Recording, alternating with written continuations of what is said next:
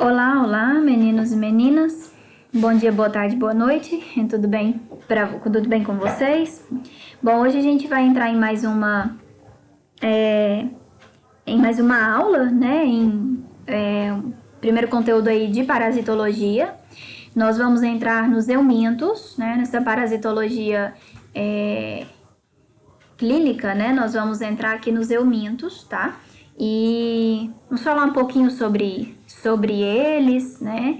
Sobre as características de cada um deles, certo? E vamos lá. Bom, então os eumintos... Deixa eu passar aqui o slide. Os eumintos, né? Nós sabemos que muitas das infecções são causadas por eumintos, né? São causados por parasitas, né? Por nematóides, tá? Que a gente chama nematódios ou nematoides, tá? Existem esses dois, as nomenclaturas, nematódios ou nematoides, né? Então, infecção por nematóides ou nematódios intestinais no mundo. Então, cerca de 0,8 bilhões das infecções são causadas por ascaris. Então, ascaris lombricoides, que é bem comum, né? Todo mundo já ouviu falar no ascaris lombricoides, né? Que é a famosa lombriga. E ela é responsável por cerca de 0,8 bilhões de infecções no mundo. Então, assim, é muita coisa, né? Além disso, nós temos um outro parasita aí, um outro nematóide, que é chamado de Ancylostomide, a gente vai ver sobre ele ainda também, que geralmente causa cerca de 0,6 bilhões de infecções, né? E além disso, temos um outro, que é o Trichuris, no terceiro da lista, né? Responsável por cerca de 0,6 bilhões também das infecções aí, ou seja, 1/4 da população mundial já teve Trichuris, né? Então, a gente percebe que essas infecções, elas são bastante comuns, né? Então, atingem boa parte da população. Mas outra coisa que a gente sabe também é que com o passar dos anos, né, o saneamento básico, ele foi ficando muito melhor. Então, a gente começou a ter mais pessoas com acesso à água tratada, à rede de esgoto, né? E não aquilo que muitas vezes a gente via lá atrás, o esgoto passando na rua, né? Então, a céu aberto, ou aquela água sem tratamento. Então, assim, sabe-se também que houve muita essa redução de infecções por parasitas, né? Intestinais. No entanto, ainda existe, né? Obviamente que existem partes ainda do mundo que essas infecções existem, certo? A gente não pode negar, né, que elas ainda estão aí. Mas a maioria dos exames parasitológicos de fezes, né, a gente chama de EPF, que a gente vê hoje, a maioria é negativo, felizmente é negativo, né? Certo? Então, vamos lá para as características. Então, quando a gente fala do nematóide, ou nematódio, como eu disse, né? Nemato, pessoal, significa filamento. Então, a gente vai ver que é um verme que ele parece um fio mesmo. Vamos lembrar da lombriga? A lombriga, vocês vão imaginar ela para mim como se fosse um macarrão espaguete. Eu sei que não é muito legal o que eu falo, né? Assim, é meio nojento, mas é como um macarrão espaguete, principalmente quando ele tá cozido. Então, sabe quando o espaguete já tá cozidinho, né? Que ele fica ali, né, bem fininho e muda a corzinha, fica meio esbranquiçado? A lombriga, ela é assim, ou seja, então, nemato lembra o filamento, então lembra da lombriga. Então, corresponde a cerca de 500 mil espécies que vivem em muitos habitats diferentes e a grandes populações. Cerca de 80 mil dessas espécies são parasitas de vertebrados, ou seja, do homem, né, do animal. E cerca dessas ainda, desses 80 mil, cerca de 50 parasitam o homem. Então, assim, é muita espécie, né? Se a gente for pensar, é muito verme que pode adentrar o nosso organismo e causar alguns estragos.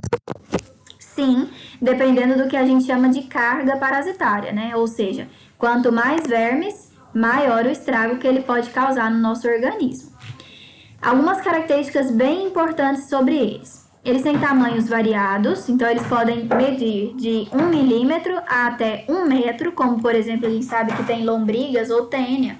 Se bem que a tênia ela é um plateuminto, a gente vai ver aqui também dentro dos eumintos, mas num outro momento. Mas assim, só falando, né, dos eumintos no geral, a tênia, por exemplo, pode chegar a metros, né?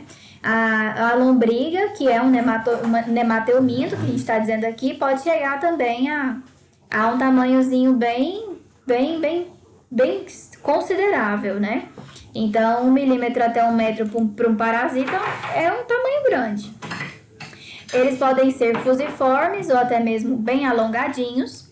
Tem como, fazendo parte ali da sua anatomia, né? Tem boca e tem ânus.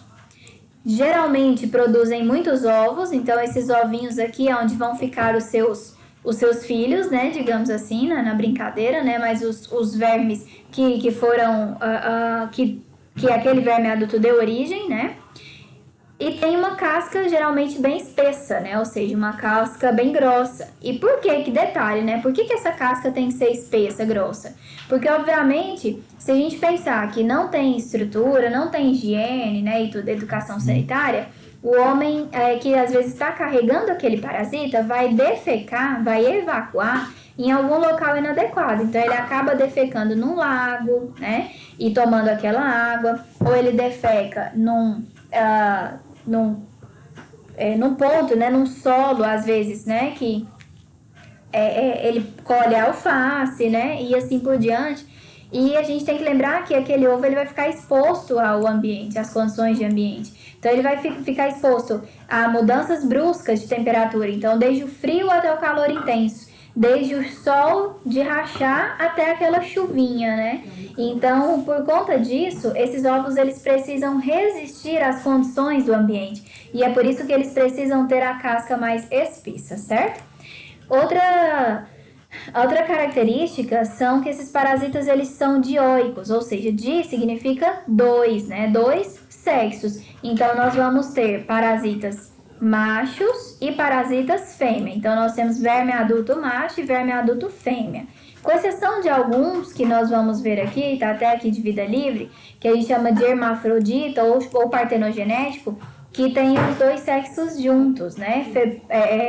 Macho e fêmea junto. Mas a maioria são macho e fêmea separado. Então, tem macho e tem fêmea. E são parasitas intestinais, né, humanos. Então, muitas vezes parasitas só o homem ali, então são considerados como monoxeno. Mono é um, né, um hospedeiro. Quem é esse hospedeiro? O próprio homem, certo? Então, são algumas características que a gente tem desses vermes, né, desses nemateumintos aí que a gente está dizendo. Tudo bem até aí? Bom, aqui algumas características, né, taxonomia dos eumintos, desses vermes. Então, fazem parte do reino Animalia, de um sub-reino chamado de Metazoa. Não costumo cobrar isso não, tá bom? Mas como título de mais informação. E são classificados em 2 filos, que são dos nemateumintos e dos plateumintos. Lembra que eu comentei agora há pouco dos plateumintos, né, como a tênia? Agora, nesse momento, a gente vai falar só dos nemateumintos. Então, dos nemateumintos que pertencem à classe nematoda, e os plateumintos, que vai ser mais lá na frente, que pertencem à classe dos cestodas, né? Os cestodárias, né? Cestoda, por exemplo, como a própria tênia, né?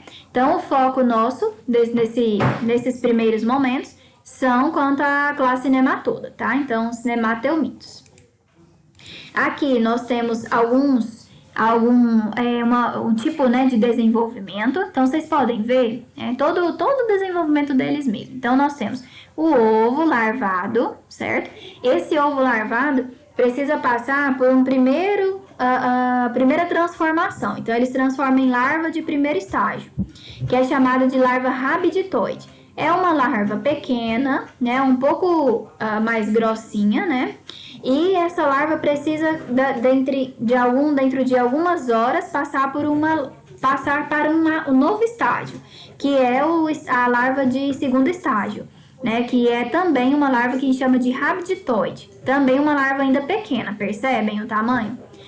Essa larva L2 passa por mais uma transformação, chegando a ser larva de terceiro estágio, que é uma larva do tipo filarioide. Como o próprio nome já diz, ela é um pouco mais fininha, mais delgada, menos espessa.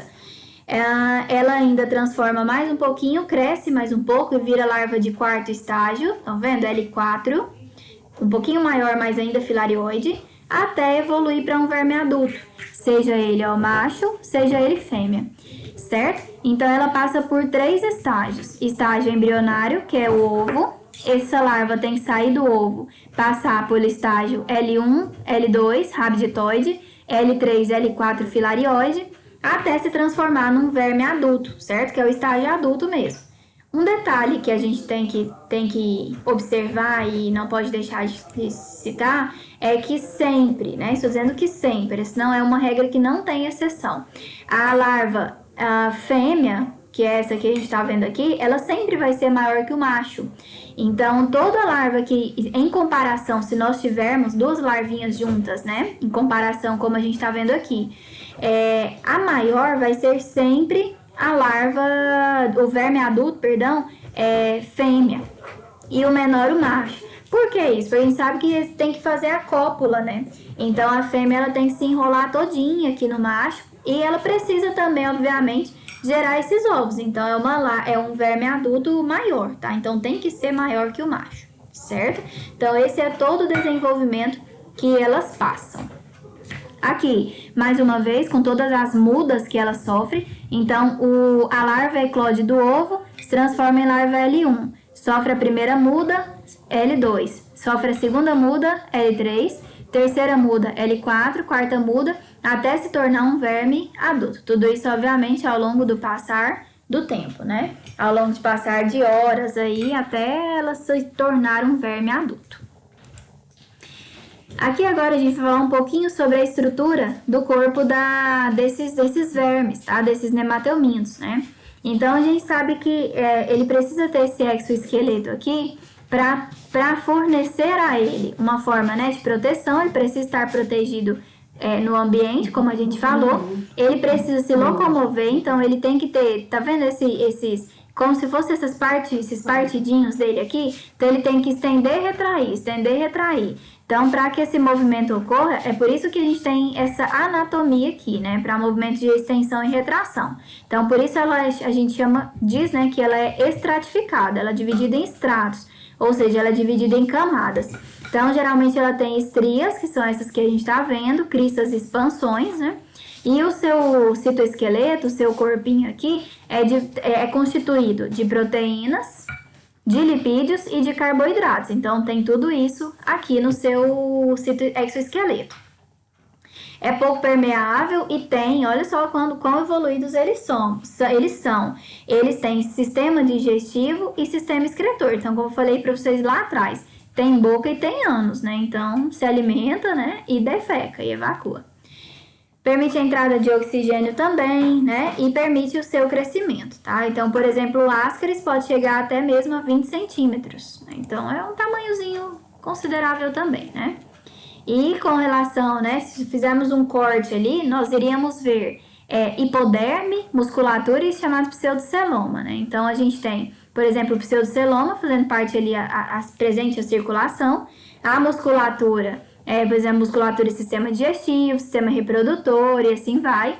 E a hipoderme, onde são produzidos materiais da própria cutícula, daqui, né? Que a gente está falando do exoesqueleto, certo? Então, por hoje a gente vai ver um pouquinho sobre essas características. Quero que vocês anotem essas características também no caderno de vocês, tá? Essa introdução sobre esses nematelmintos, né? E no próximo momento a gente vai falar sobre os sistemas que eles possuem, né? Cada sistema, cada partezinha, certo? Aparelho digestivo, do que é constituído e assim por diante. E alguns tipos de relação, tá bom? Então, por hoje é isso. Espero que vocês tenham entendido. E qualquer dúvida, estaremos aí também para tentar sanar, tá bom? Muito obrigada e até a próxima.